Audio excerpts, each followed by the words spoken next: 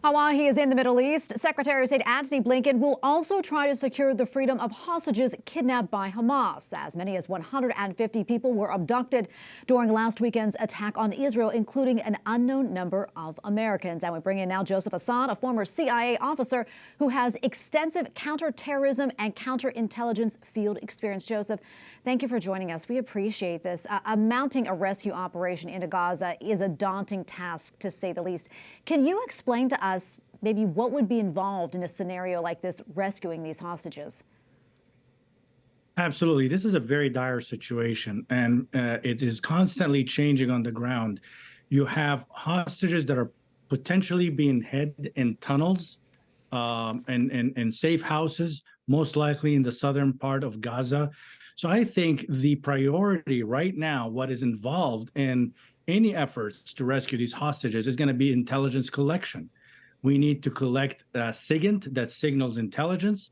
We need to rely heavily on our allies in the region. We are talking to Egypt, to Qatar, to Turkey, and others who are in contact with Hamas and Hamas leadership, trying to determine the location. Second, we were trying to determine the conditions of these hostages before we attempt any rescue or any negotiated settlement. Yeah, I mean, a mission like this is so very dangerous. How do you even train for something like this?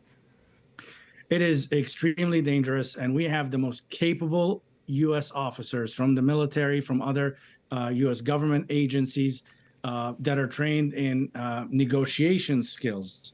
They're trained on vetting. One key thing is to vet the intelligence. Before you embark on something like this, you want to make sure you're not being set up, that this is not a ruse. And most importantly is their diplomacy, their ability to talk their way out of a bad situation, but also how to negotiate and get other allies on our side. This isn't going to be like the movies where people are going to be rappelling from helicopters.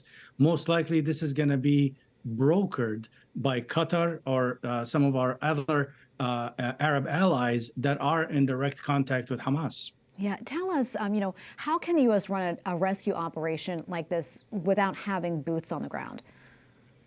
That is really the million-dollar question.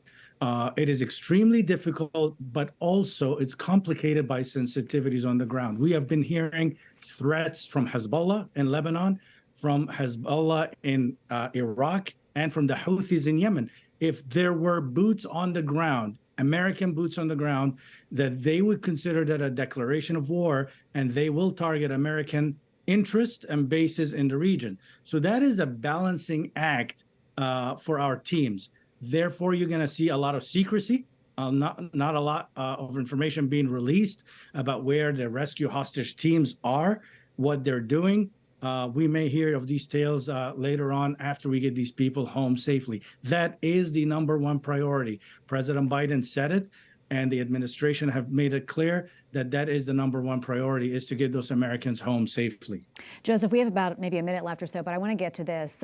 Places such as New York City are really increasing security efforts amid the rising tensions over this war in the Middle East. And I know the NYPD has ordered all officers to report in uniform starting tomorrow. This coinciding with a call from a former leader of Hamas urging Muslims to rise up in anger and protest in show of support for Palestinians tomorrow. Does this concern you? And should the U.S. and other countries be concerned about threats from radicals now? You know, we heard from France today that they have banned all pro-Palestinian demonstrations. And I think we have a reason to worry. There is a directive for all Muslims after Friday prayers tomorrow to march on the streets. And we have seen this during the Arab Springs. It has turned ugly, it has turned violent. I think it is reprehensible that we are concerned about this at home, and that Jews in our own country here, they feel unsafe, that these demonstrators could go on and destroy shops, synagogues, churches, other property.